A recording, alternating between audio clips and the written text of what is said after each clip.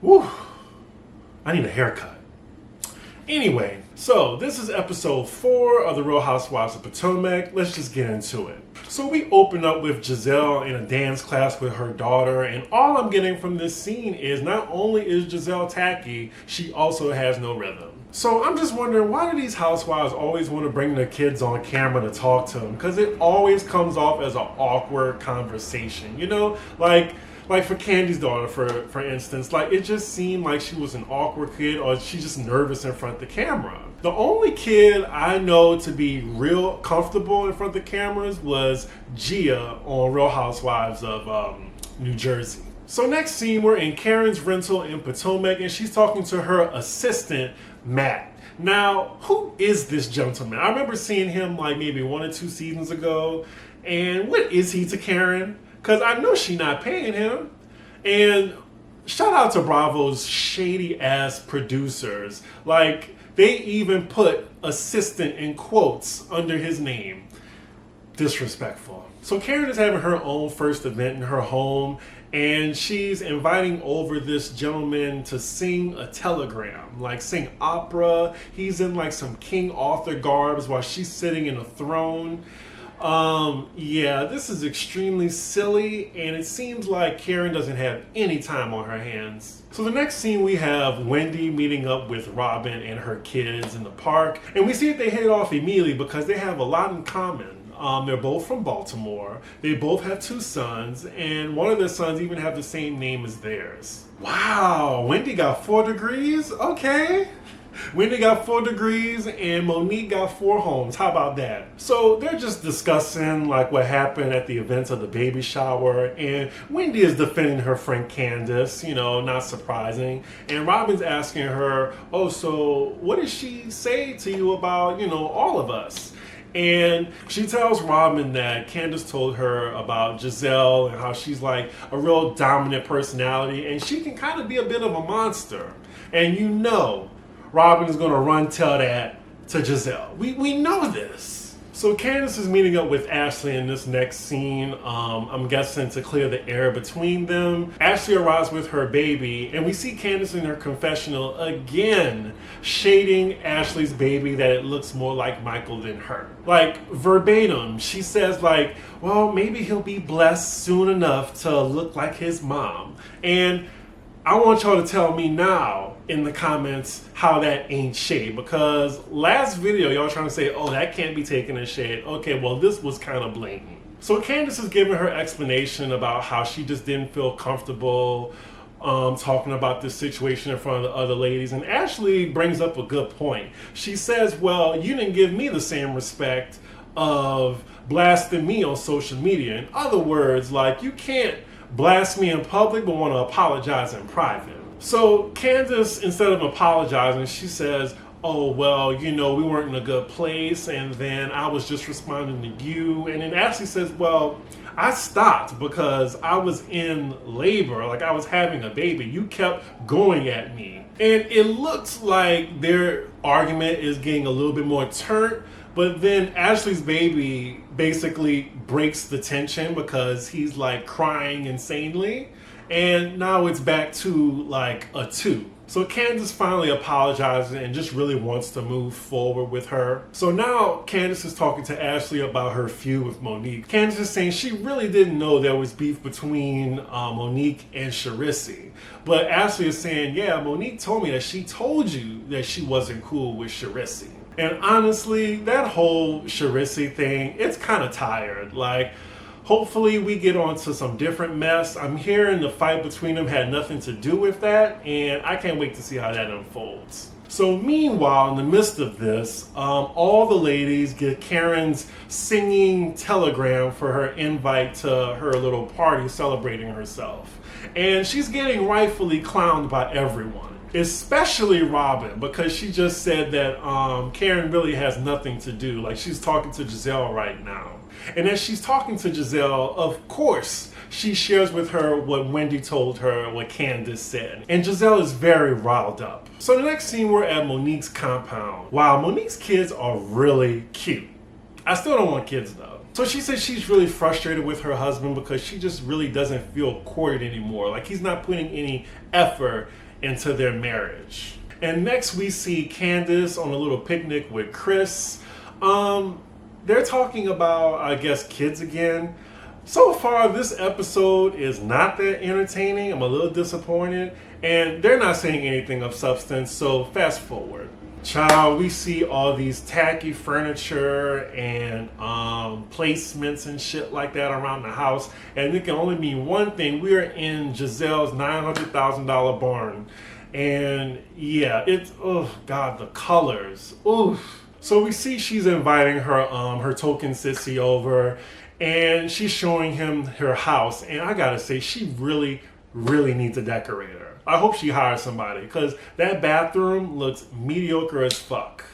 For someone to, just say they have this certain lifestyle.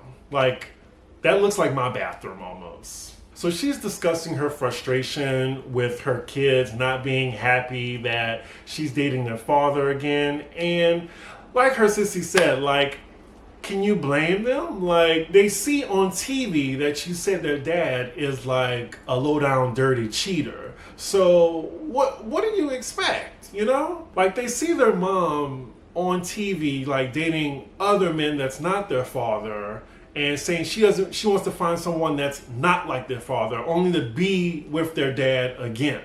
Which I think is just for a plot line, and I can see right through that just like they can. So it's the night of Karen's party where she's celebrating herself, and I swear Ray looks like he's just a guest in his own house.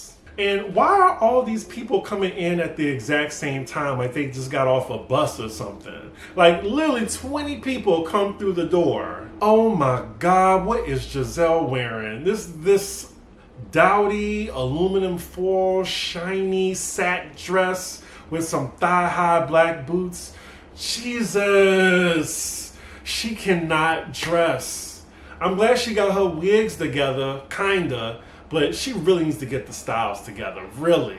Okay, Ashley with the straight hair. I actually prefer her with her like flowy curly hair though. Now, Wendy arrives looking chic, and her husband looks fine as hell. I see why she calls him Mr. Chocolate. He is a nice dark-skinned Nigerian man, and his skin is just popping in that powder blue baby suit. He looks good.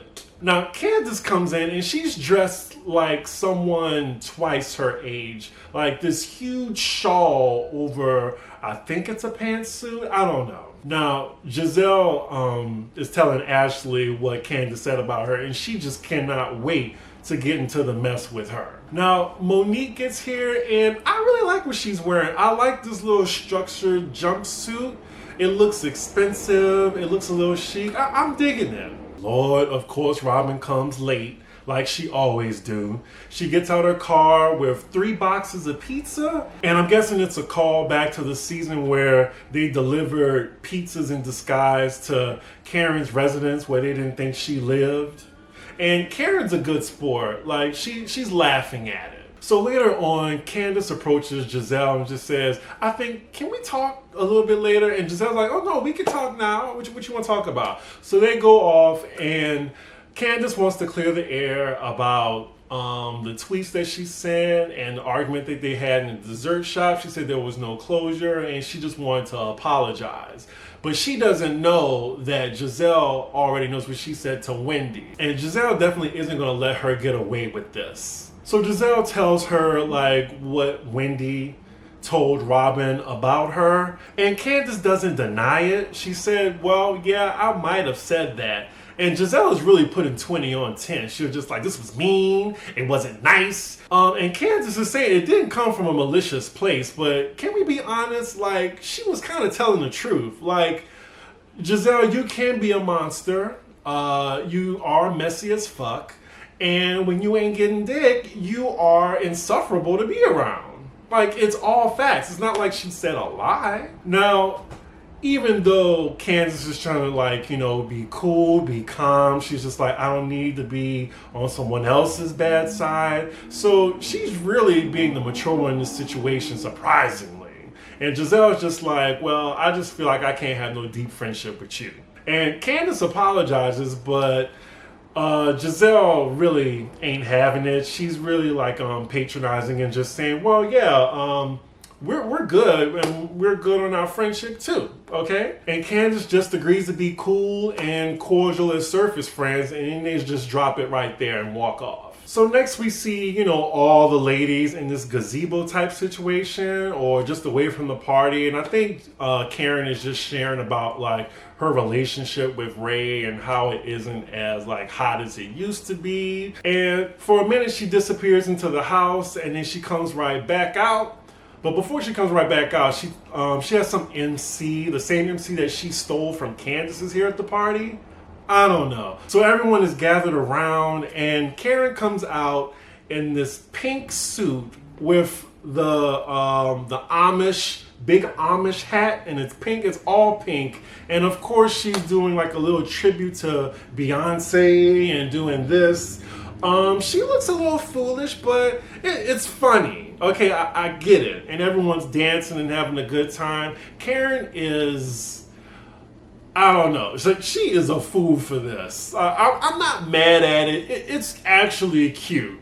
She don't look like a complete idiot. Like it's cute. So while everyone's dancing, she's asking, "Where's Ray? Where's Ray?" And it looked like, you know, it's past his bedtime. He got to put his teeth in the water. He got to like, you know, lay down or something because he ready to go to bed. We see him going upstairs for whatever reason. It might just be, you know, editing by production because they're shady. But yeah, he goes on about his way while everyone else is downstairs still.